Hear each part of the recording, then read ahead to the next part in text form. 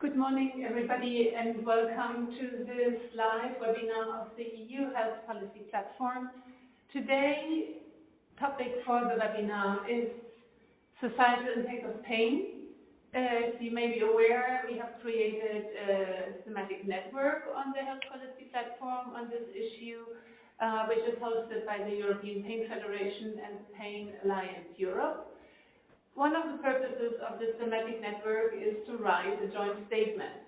So that means our two host organizations have drafted a joint statement, and this is now being presented today, and it will be up for comments to everybody on the platform, and this is how it becomes joint, meaning joint between different organizations who would like to endorse it and support the work of the European Pain Federation and Pain Alliance Europe.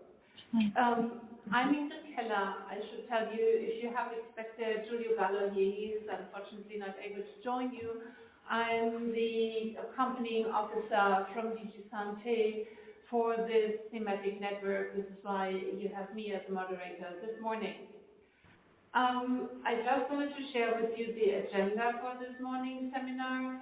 It is a short introduction from myself, and then our leaders, Vittoria and Anka, they will be presenting you the joint statement. The statement is a already very well developed paper in terms of facts, the importance of pain in Europe, and then it ends with a call to action for the different actors in the field. Once Vittoria and Anka presented it, we will open the floor for questions.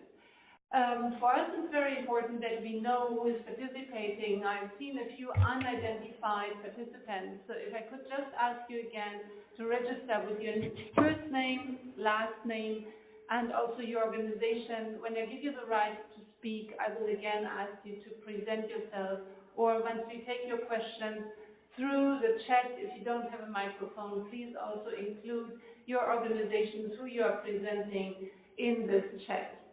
So without further ado, I will now hand over to Anka and Vittoria so that they can present us the draft joint statement on societal impact of pain they have been putting together over the last month.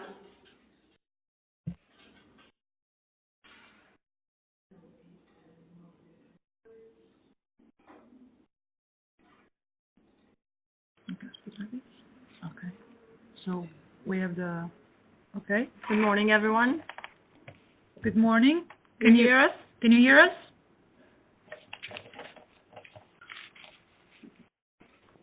Yes? Yes, we can hear you. I can hear you, that's okay. Perfect.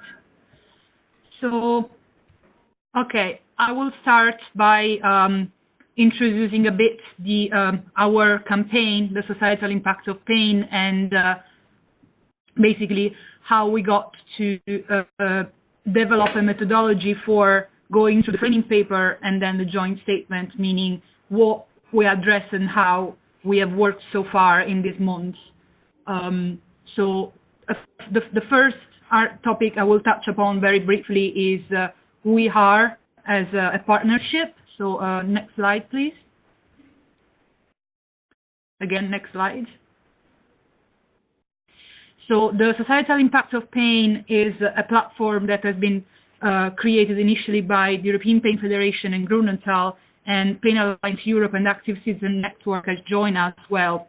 We started working on this topic in 2009, and really our main objectives are raise awareness on an issue which is overlooked often, or its full impact has not been assessed yet, exchange the relevant information that there are on such issue, and provide advice to foster action at European level. Next slide, please. So this is again our partnership. Next slide. And so just to set the scene briefly, because pain is something that we are all aware of, it's something we all experience, but what we mean with pain here, it's as different as the different meanings. So acute pain is again the one we all experience. It has a recent onset, limited duration. It can come from an injury or a surgical intervention. When chronic pain is the acute pain that lasts generally more than 3 months. So it's this pain chronification which is the actual burden to societies, is what lasts and impacts people, economies, and their whole quality of life. Also, pain can come as a comorbidity, meaning that it can accompany other diseases, being it cancer or musculoskeletal diseases, for example. Next slide, please. So, as you will see in the joint statement, one of the topics we focus on is the need for better indicator, but already the picture that we have painted in Europe is quite troublesome, because in Europe there are approximately 740 million people, and is estimated that 20% of the adult population lives in a pain which is chronic, episodic, persistent, or variable, so a pain that lasts beyond the acute pain. Next slide. So when we talk about the societal impact of pain, this word society really means that we aim to tackle the personal burden, and the broader burden of direct and indirect costs of pain. And when you look at the person already, pain can interfere with its quality of life in sense of it creates problem with memory, ability of work, attention, and also it can spiral up in fear, anxiety, depression, and of course these has a strong impact both on a person, on his surrounding families and his carers, and on society as a whole. And what we see, and the reason why we tackle more political aspects than just the healthcare system, is because these costs are hidden not only in the budget of health ministries, but also in the social and welfare and long-term care budgets, to name just a few. Next slide. So again, when we look at direct and indirect costs, the impact of pain, especially chronic pain, on employment is particularly troublesome. With more than 500 million sick days per year in Europe, musculoskeletal pain causes almost 50% of all short-term absence, and up to 60% of the permanent work incapacity. Next slide. So basically, I just wanted to quickly set the scene, and in the paper there are many more details on the background against which we act, but really just to look at what we have been campaigning for in the past years, and so we banked on these information and started the work of the joint statement, which Anka is gonna explain a bit more about. Yes. So first of all, for those who are not familiar with the structure of the work and the outcome which is expected of us from this one-year project, we are supposed to, besides raising the topic to the public attention, gather as much stakeholders as possible to sustain the cause, and produce at the end of this exercise a document which will represent well, the voices together, or all this partnership which fights for this cause. What would be a joint statement would be the instrument with which all the stakeholders, NGOs, and others involved speak together with one voice on this priority issue that DJ Santé has identified in the Thematic Network represented by us this year. And it is the instrument with which Thematic Network may input to the preparation on agreed Commission priorities and implementation of Commission ongoing initiatives. We're going to go to the next slide, I guess. So, next slide, yeah. So just as we have set the scene, we want to quickly walk you through the process that we adopted to frame the document so far. Going back to the meeting that we had in April at the European Commission, we received quite good feedback, and we found that there was value going back into the data that we have been collected. So the partners of the societal impact of pain, EFIC, Grunenthal, PAE, and ACN have gathered a lot of data, but a more systematic exercise was needed. And so basically what we did when, from April onward, we went through a wide-ranging literature review, which included desktop research, of course, the document that were already stakeholder group, as like we have already on this very platform we are using today, the UHealth platform, a stakeholder group, so which differs from the Thematic Network because it's a closed group that tackles again the societal impact of pain, and it was quite useful because we had already collected some data there, which of course couples the SIP platform, which is an open website where we have been collecting data since the initiative started almost 10 years ago. And finally, of course, we have leveraged the endorsers of the societal impact of pain. So there are almost more than 300 organizations, both European and national, that endorse the aim. So what we have been campaigning for in these past years, and we have turned especially to them, but also to a broader call and see what is it we are missing. And you will see in the structure of the paper there is a part called advocacy maps, where we are trying to capture as much as possible the practice and initiatives that sort of complement the policy framework. Next slide.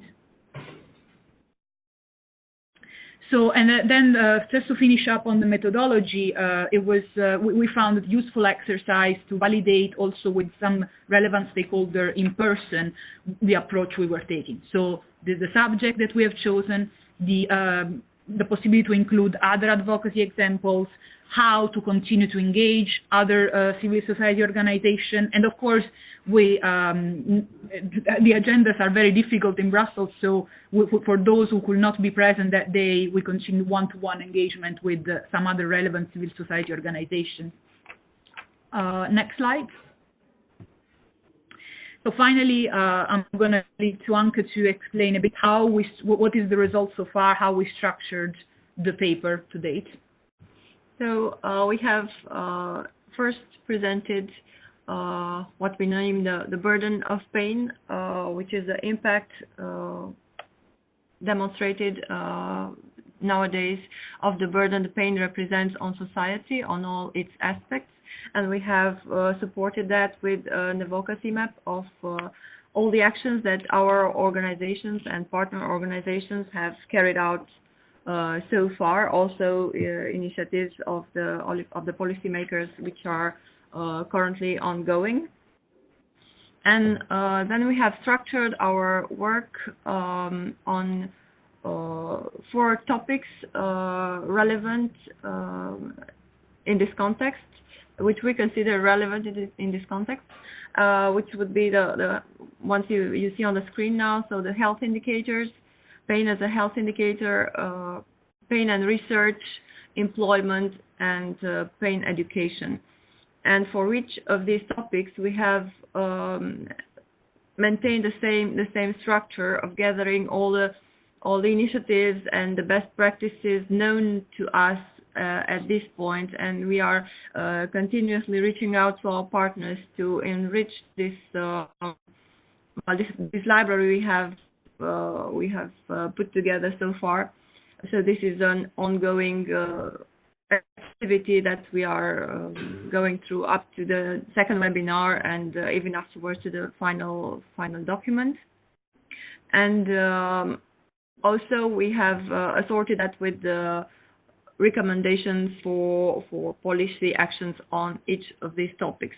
We have considered this is the easiest way that we can present the 4 topics and identify each of them. Also, we have classified these initiatives that we have found into this structure.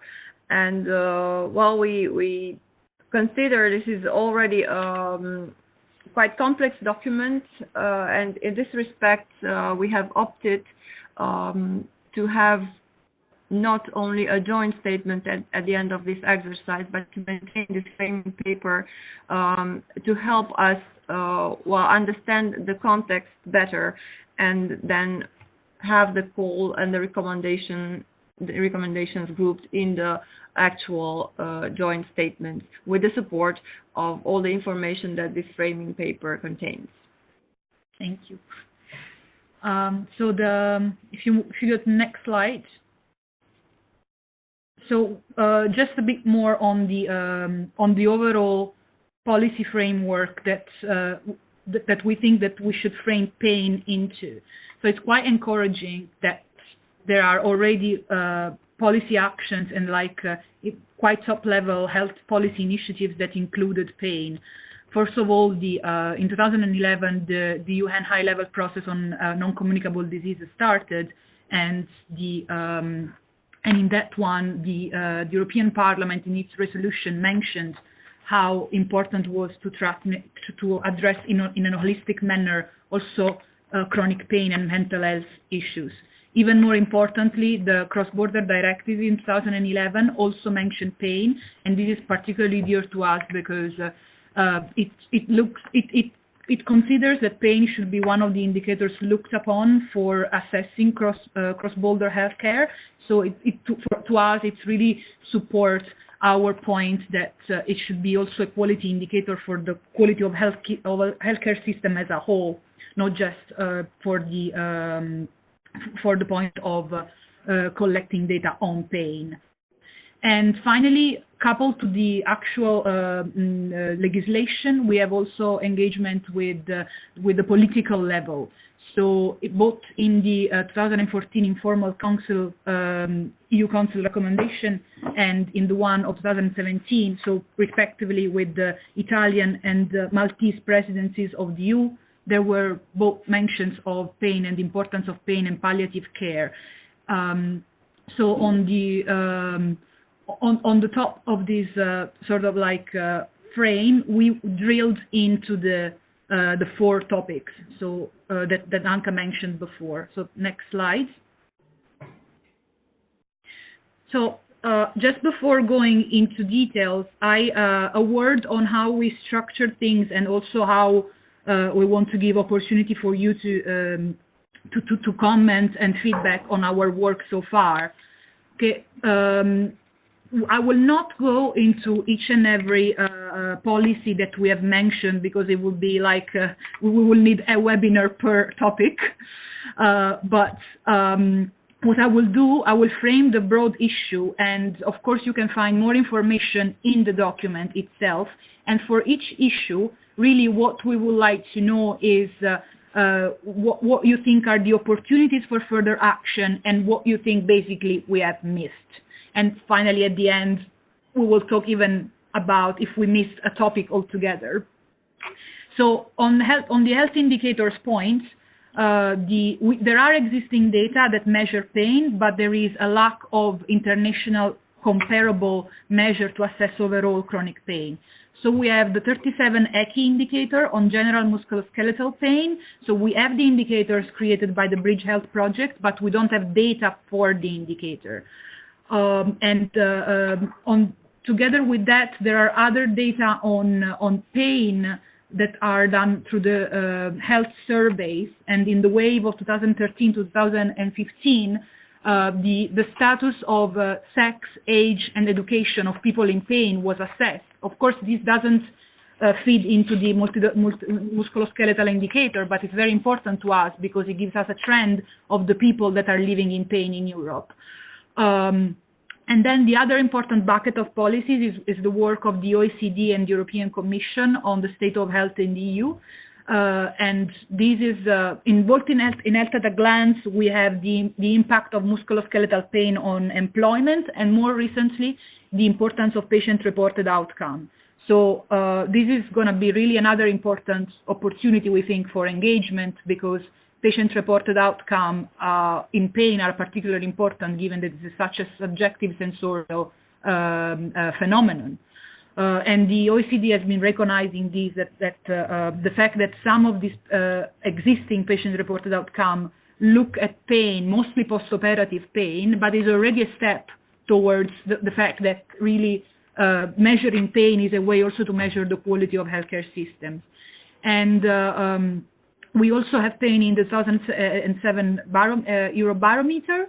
And finally, in the which will be another important opportunity for engagement, the WHO International Classification of Disease has been launched. Basically, the WHO just republished it in June, on the 18th of June.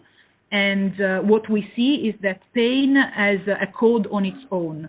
So really, this international classification is the way for healthcare system to talk to each other, because they have the possibility to assess through codification various disease areas and their impact. So of course this is just the beginning for us, there will be time before the ICD-11 is implemented at state level. But in the meantime, we think that there are important action to take from both international organizations, EU institutions, and civil society to educate to give education at national level on the importance of using this new classification, which will be discussed at the WHO Assembly in 2019, and then finally it will come into force in 2022.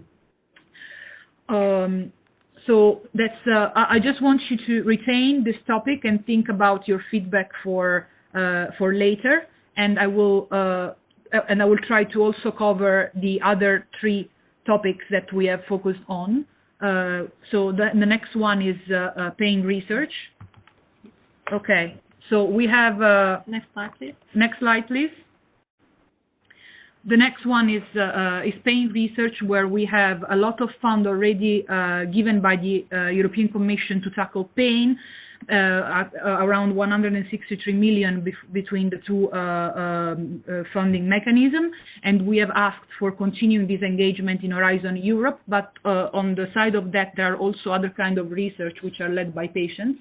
And on that one, Anka will tell us a bit more. Yes, I just wanted to point out one of them, because it the next slide, please, as well, belongs to our organization, and it's very recent. So we have just celebrated the winners of this Brain, Mind and Pain grant, which is a patient-centered innovation grant that we have initiated and have been fully supported by Grunenthal.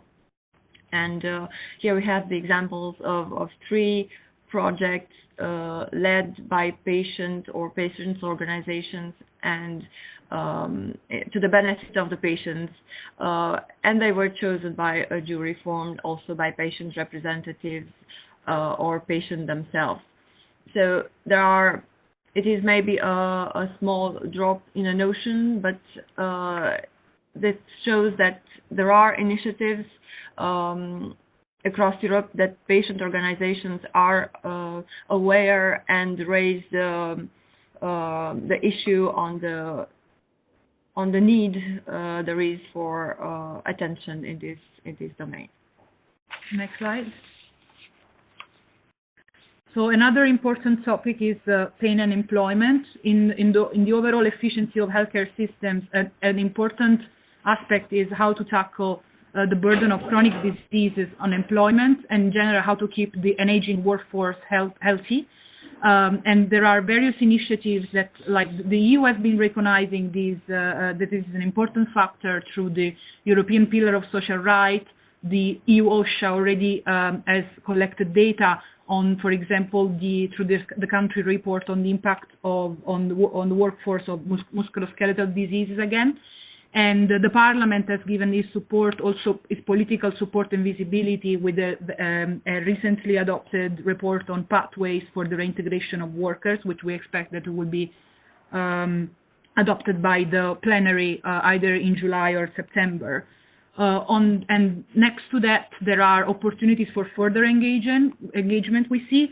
For example, to CRODIS Plus, which is looking at a toolkit for chronic disease and for employers for keeping at work people with chronic diseases. And again, the civil society is really doing its part. In fact, you will see in the paper how many we had even a trouble to see to compile all the initiatives that the civil society is including on this topic.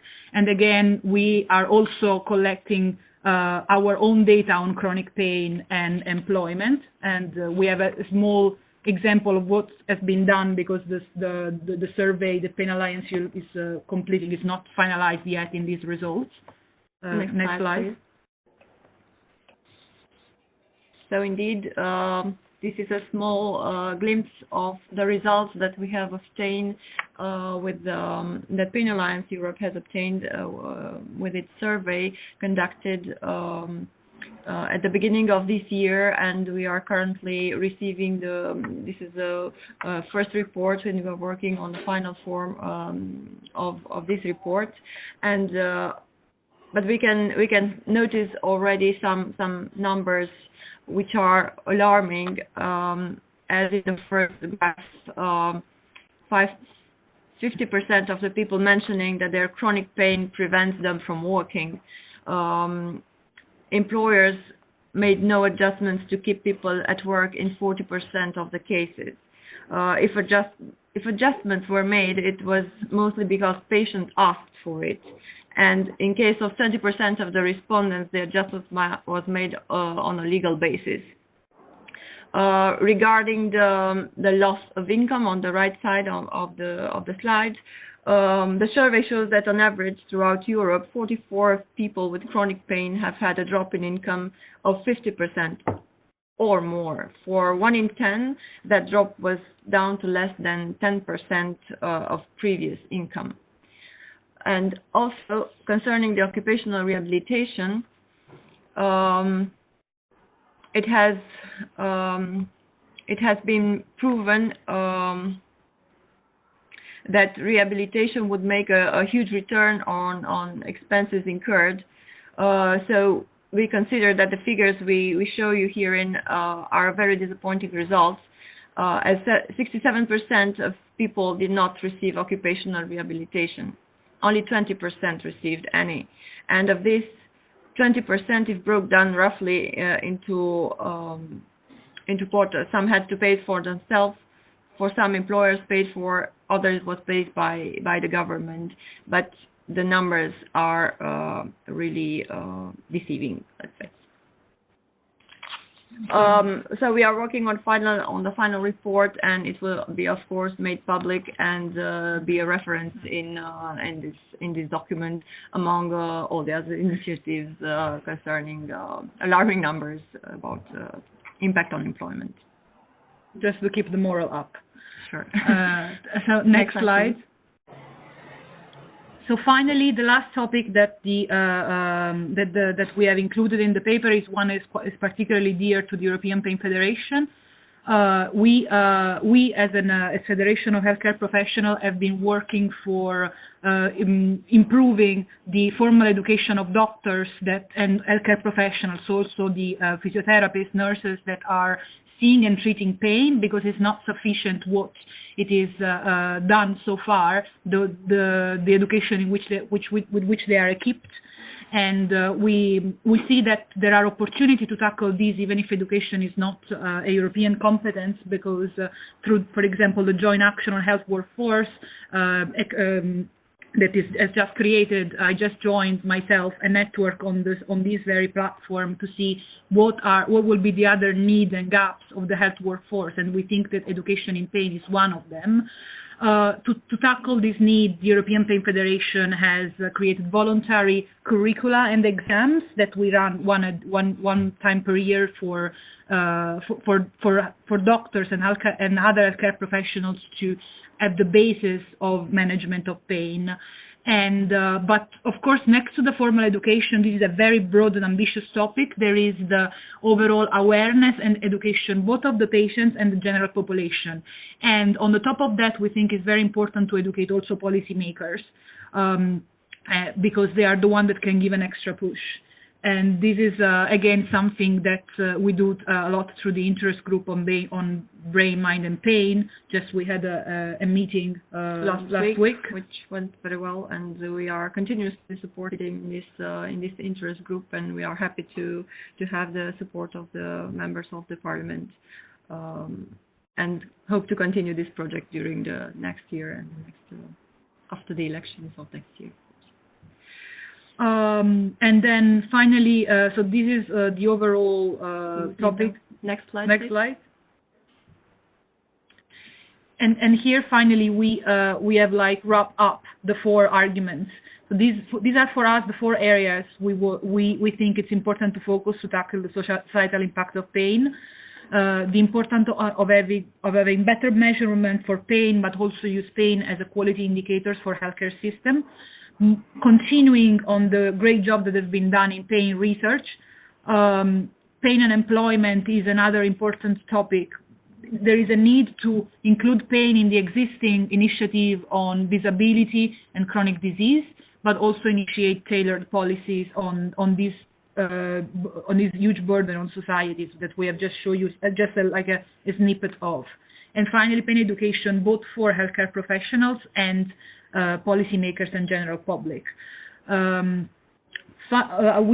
We took a lot of time to explain this very, very intense and dense framing paper, and now finally we want to hear from you about further initiatives and further areas of focus we should be including in the paper. Next slide, please. So yes, and also how to engage further our questions. Summarize our question. Yes. So I do not know if we can open the floor directly now, or we first look at how we communicate and what are the next steps.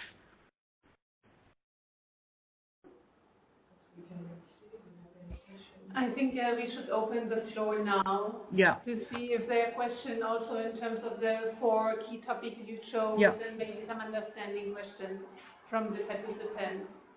So,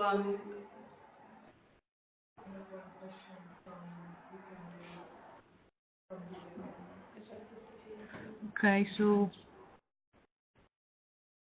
there's a question in writing from Bileke. Yeah. Dahlbühnen, AFE Demi, is there a difference between EU countries in how they deal with people with pain, work and income? What lessons can be learned at Bileke? Should you take this one? Yes. Well, it is indeed something that we have tackled in our project, and coordinating national healthcare system is, I think, the issue of a higher level as well, on a higher policy level. What I can say, of course, there are differences.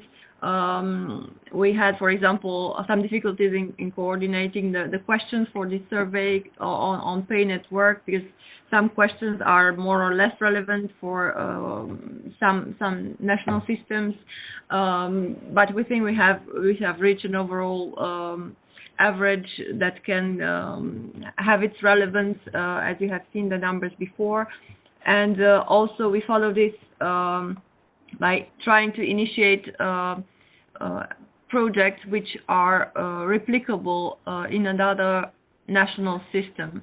So we try constantly to learn from each other, and I think this should be the point of action for every initiative that is taken at that level, actually. It should be replicable at European level in some other European states. Anka, hier ist Gudela. from Grüntal. Maybe I can add that your results from the survey are just available and shown last week. So I think there should be very interesting data also available by country.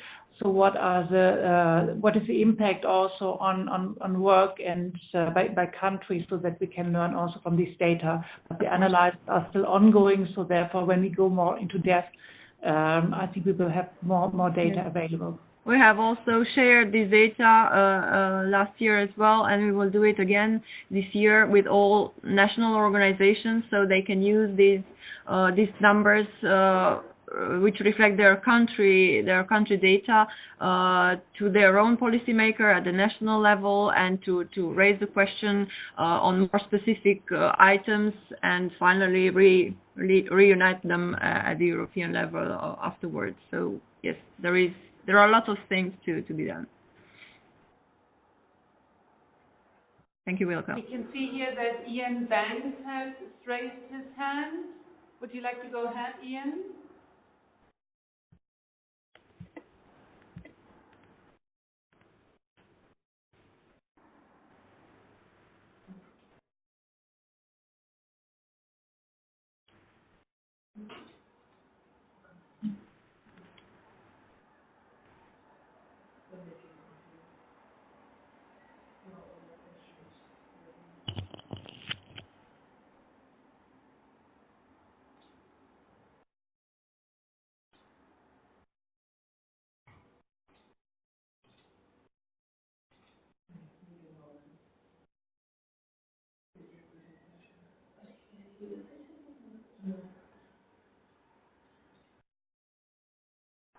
Okay, so we don't hear any feedback from Ian.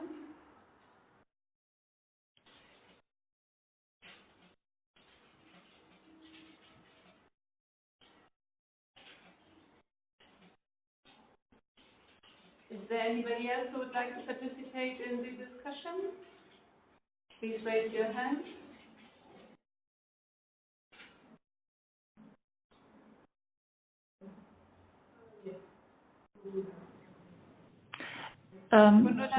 It's Gudula again from Grüntal.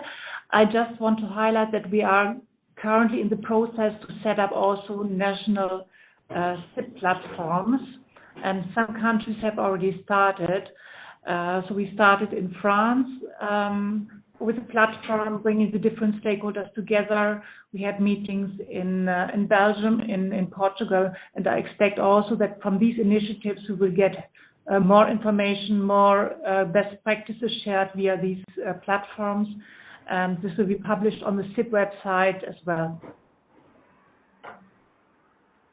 Thank you for this information, Gundula. We have Luis Potel, who has raised his hand. Yes, can you hear me? Yes. Okay, great. Yeah, my name is Luis Potel. I'm working on the Relief PCP project. I have contacted Anka in Vitoria 2 weeks ago, I think. I have informed all of my colleagues involved in the Relief PCP to be sure that they are aware of this network, and to be sure that we are fully involved in it, because within the Relief PCP our objective is to create new innovative solutions in order to have better monitoring of the people suffering from chronic pain, and especially for the physicians who are treating these patients. At the end, the other objective is also to collect lots of data to make research for research purpose. So I think it will be really helpful for also for the objective of this network, even if it will not be in 1 or 2 years, but in with a longer timing. My only question is just to know, is there any newsletter dedicated to the SIP, something? Because I'm not sure I'm registered, so maybe I missed something, just to be sure I can follow every update and everything which is developed within the network. So yes, we communicate through the EU Health Policy platform, and we can share with you information on how to register. Because once you register, you will receive all information on the Thematic Network. And also we have an external channel for engagement, which is our SIP platform. So actually, if it would be good to put the next slide on, because that's actually how our platform of communication and engagement. The next slide. Abigail? Thank you. So here is basically how you can keep in contact with the project. And yes, I agree. We have included relief already in the paper, but your input will be, of course, precious. And so we will do so through the SIP website. You can subscribe to the SIP newsletter through that, and we can send you more information on if you are not already an endorser of the SIP platform. And the same information, we also use them to engage with all the health stakeholders which are on the EU platform. So we keep it as, that's the point of the exercise. It's maybe a good point to mention that the thematic network being a temporary exercise, we are also present on the health policy platform with the stakeholder group on societal impact of pain, which will continue actually the work done during this 1 year, and we will capitalize on outcomes, of course. And we will give you access to that as well. Okay. Thank you very much. Another idea, I know it's not something easy to do, but I'm not sure that let's say the real person are working every day on chronic pain, so the physician and the patient in European countries are aware about this network because they are not especially involved in European projects. They don't know all of this architecture at European level. So I don't know how we can inform them about this, but I know, for example, that in France we have several associations related to pain and chronic pain, and we can have the list of all the pain units in France and the person responsible for all these pain units. So I don't know how is it possible. I know it's a long work and hard work, but making a mapping of all the stakeholders and more especially the physician and a list of all the pain units in Europe in order to inform them about this network might be, I think, really relevant and useful to have a better impact, even if it's really not easy to do it. But I'm sure each country, or at least each health ministry in each country, have already done like a mapping of all the pain units in their country, and getting this information in order to contact them might be interesting. Of course, it is. Yeah. I would add here that, of course, the thematic network, the stakeholder group are indeed addressed to representatives of organizations, but while the SIP newsletter is, of course, addressed to anyone who is interested, and we do publish all the information via the SIP platform as well. So any individual can subscribe to the newsletter and will be regularly updated on the work we are doing.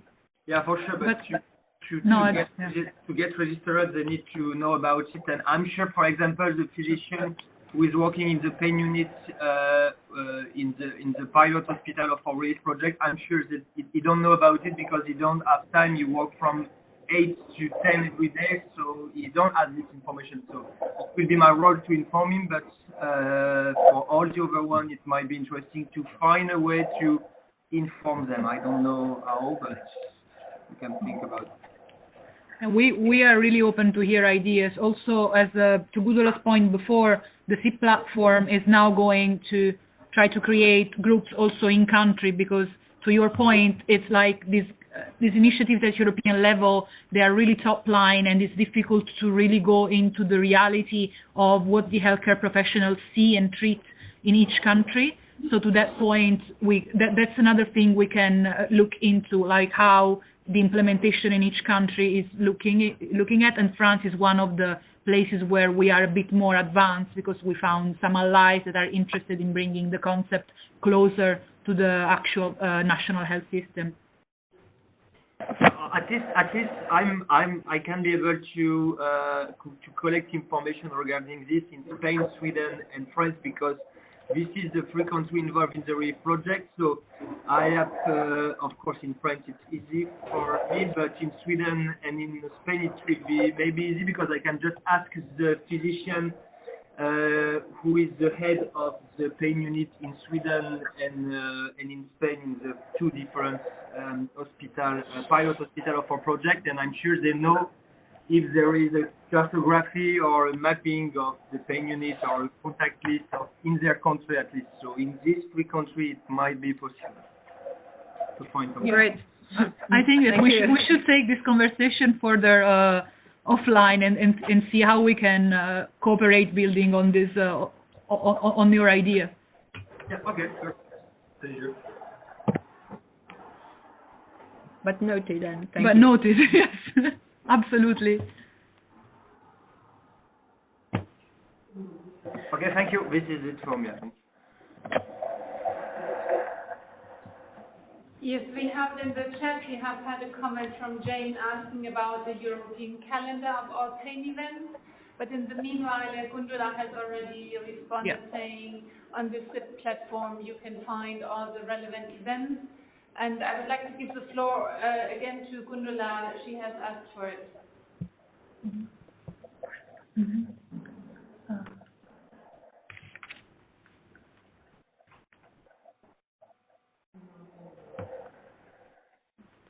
No, not any longer. Okay.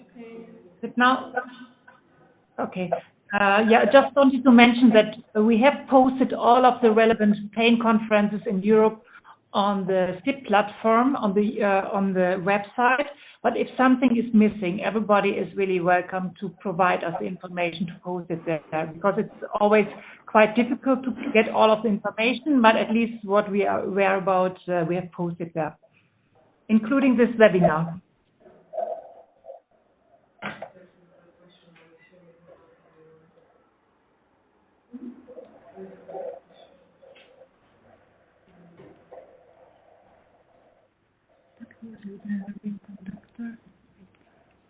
There's now a question which came from somebody working for Link Care, with the last name Sanchez, asking what activities within the initiative are being conducted in order to foster coordination among the different healthcare systems of the EU countries in topics related to pain. Are they mostly limited to communication activities, or are there other more hands-on ones? We see many activities going on different countries, but mostly limited to the regional area of influence. Yeah, no, that's, of course, that's, yeah. Of course, that's one of the reasons why we found that it was worth it to create the Societal Impact of Pain campaign, is that there is a need for further exchange. At the beginning, in the when I set the scene of the of what are the policy in Europe, the EU Cross-Border Healthcare Directive provides an opportunity to really create synergies, but it hasn't gone so far as, for example, exchange among pain units. Of course, there are like projects, and there are like comparison, and the fact that we have had several European level conferences throughout the years where the interest stakeholder could compare and exchange was really helpful. But a further level of integration is what we really would love to see. And we think that the national platforms will be a part, but also there is a part of coordination that can go through the institutions and the national member states.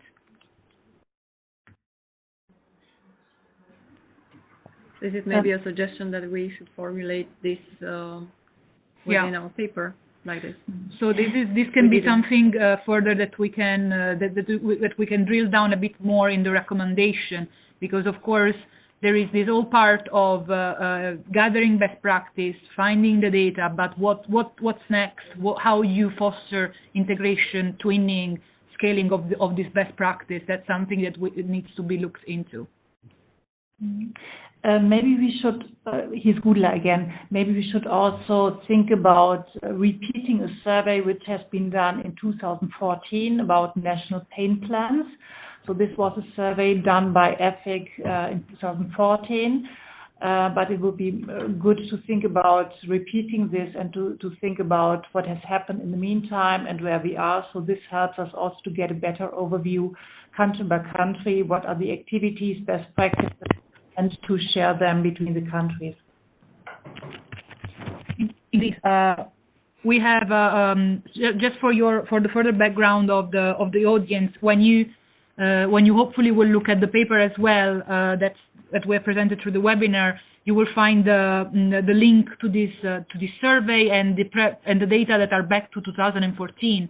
But the situation might have changed in that sense in how each state has gone forward, and we are just not aware yet of these, to the point that was raised before, the pain unit, how to see how many they are and how to ensure that there is an awareness across Europe of how much capability there is to treat pain. We have seen that Pier Paolo would like to contribute to the discussion. Would you like to take the floor? Pier Paolo would like to contribute to the discussion. Would you like to take the floor, Pier Paolo? Oh, yes. Can you hear me? Can you hear me?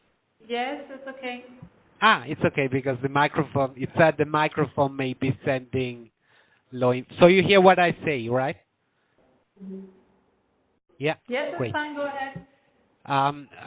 So my name is Pierpaolo Pasqualoni. I work at the University of Applied Health Sciences in Innsbruck, and I'm representing COTEC and eNote, so the occupational therapy associations in the network.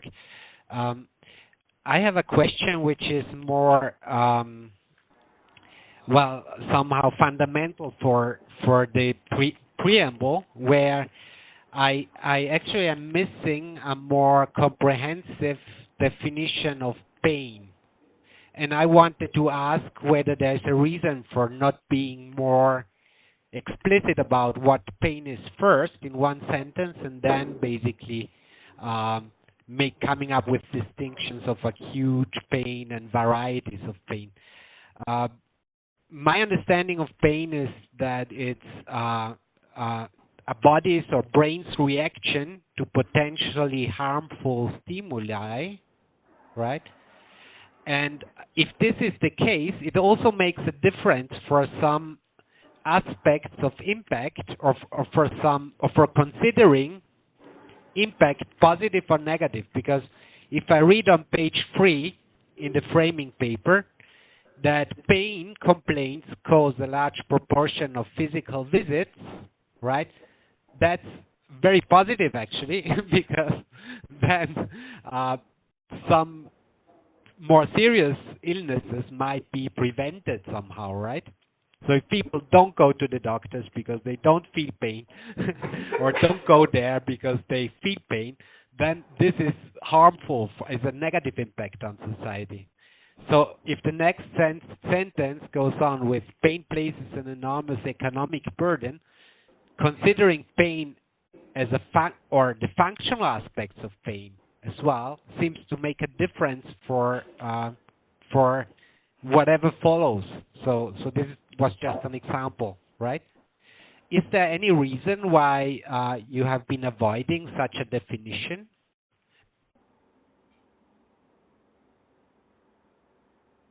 So no, actually, I think that we have been really focusing on the compilation of existing policy initiatives, and to some extent, you did a very good work with that, right? But yeah, to some extent, we have the amount of time we spend on the background, and the background which is very familiar to us, has been like we gave it a bit almost for granted. But this is actually the point of this exercise of the webinar today, because we need to be told again that everything needs to be explained in more detail, because to your point, really, it almost looks like a logical passage has been skipped.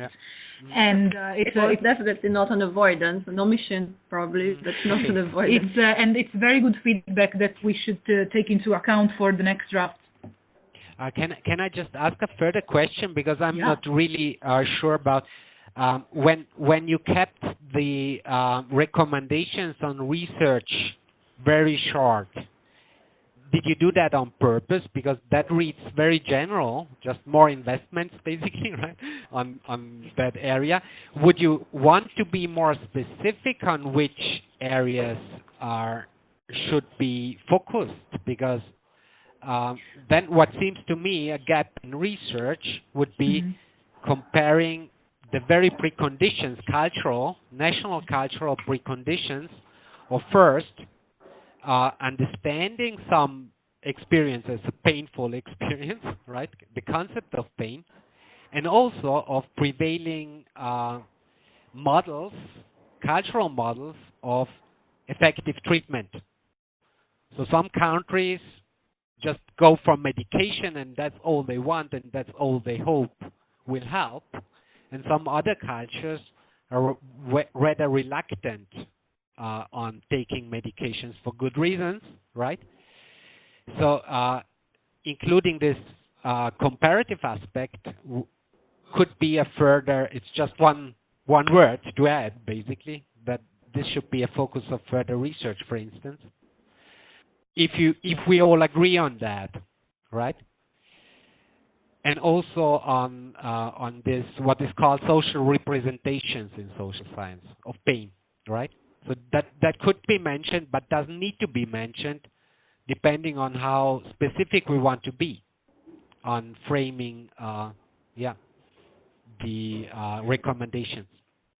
So it is true that in this first draft we stayed very top line, also because this is a topic we have addressed with a list of priorities in the response to the public consultation to the EU multi-annual financial framework.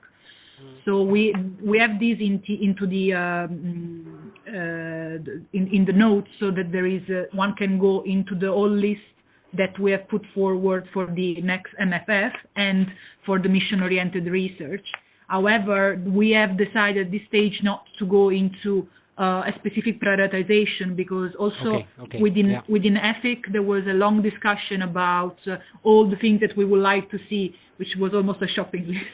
So it's but it should be considered if we want to further define, because the more crisp is the recommendation, the better it's understood. So that we should take a feedback we should take into account as well. Yeah. Thank you very much, dear Paolo, also for your contribution to this. We are running a bit over time, but I guess we also started a bit late. So if everybody wants to hang on for another 5 minutes or so. Anka, Victoria, do you have another slide, maybe now with the next steps in terms of everybody contributing? Yeah, exactly. We do. Yes, thank you.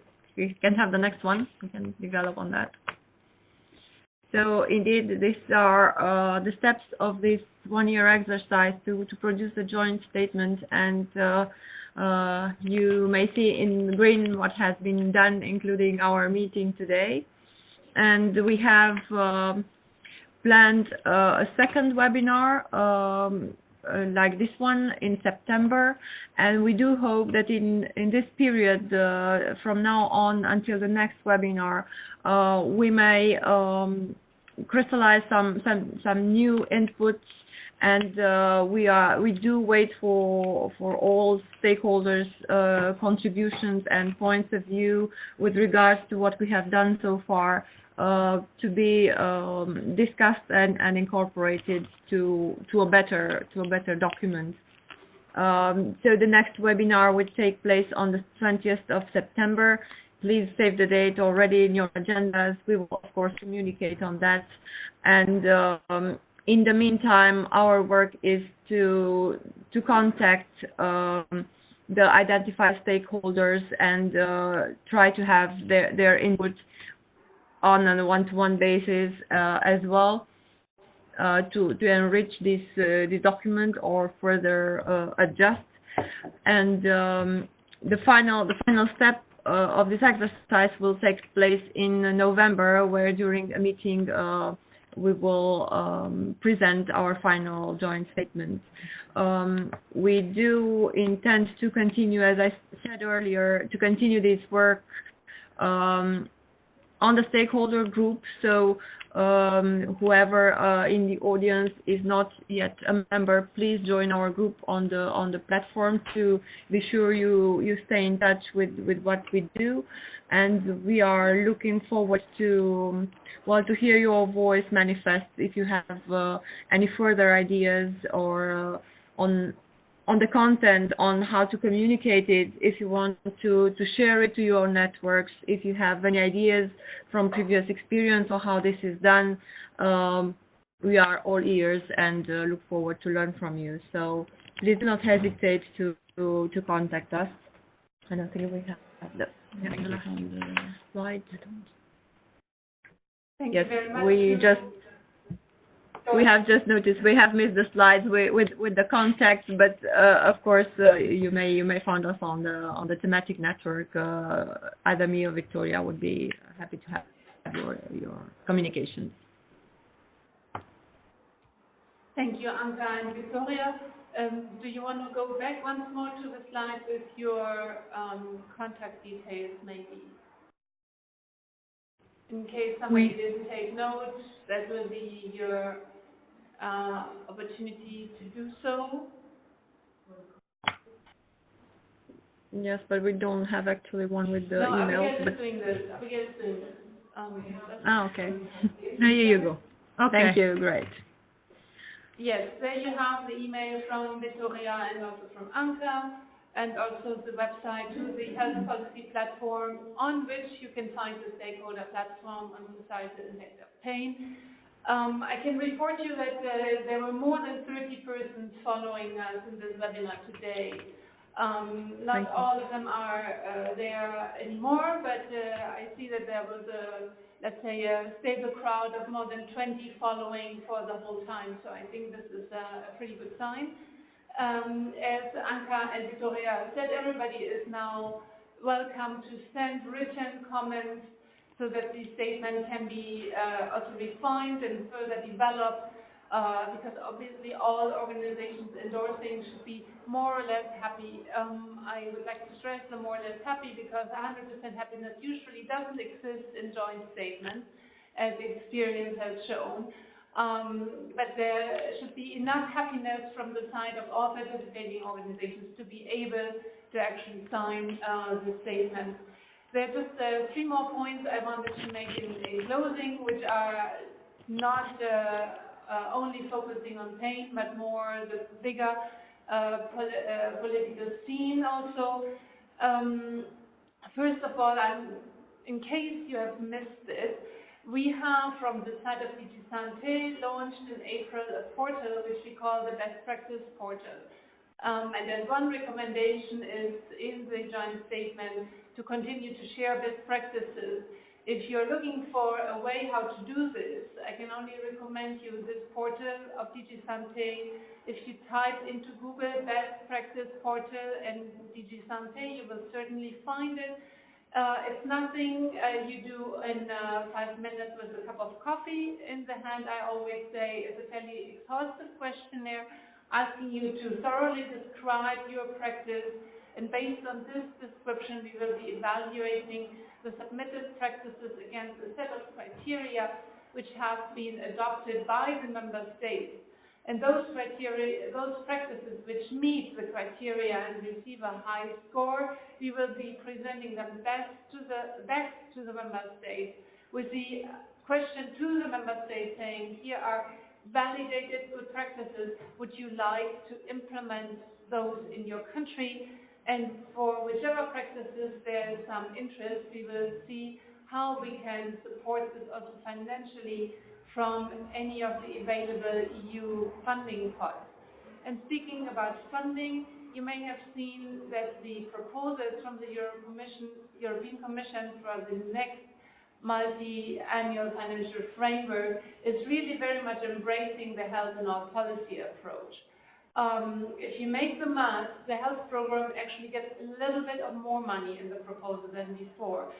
So from our side, we are very pleased with where we are placed in the social fund, because we see there can be a lot of connections also from the health program to the social fund, and also to the research program, and also to the digital program in Europe. So there are various parts which have been open to health before, but they are even more open now to health besides the particular funding for the health program. So that's also obviously something in the public debate over the next month, which you may want to follow on. And you may also be aware, Victoria has mentioned it in the beginning, that in 2011 there was, at the level of the United Nations, a high-level meeting on non-communicable diseases. This constellation will meet again after 2011 and 2014. This September, 27th September 2018, there will be another high-level meeting in New York at the United Nations on non-communicable diseases. On 5th of July, there's a pre-meeting where civil society organizations can participate. So you may want to use your channels and also through bigger organization like the European Public Health Alliance and the European Chronic Disease Alliance. They are also coordinating input where you can bring again the topic of pain or other topics to the forefront and to the attention of the highest political leaders at this event later in September. This would be all from my side. I would like to thank you very much, obviously, Anka and also Victoria, for the presentation and for the work you're putting into this statement, and everybody for your interest in participating today, because if Victoria and Anka would not be speaking to anybody, that would be only half of the fun. As Abigail said, we are recording this, so if you have any other fellow like-minded friends who you think they could benefit from this seminar, please direct them to the Health Policy platform. And I obviously hope to see you all again on the 20th of September, same place, same time, 11:30, for then a next round of discussion on this joint statement. Goodbye and have a wonderful week. Thank you very much, Ingrid. Thank you all. Thanks a lot.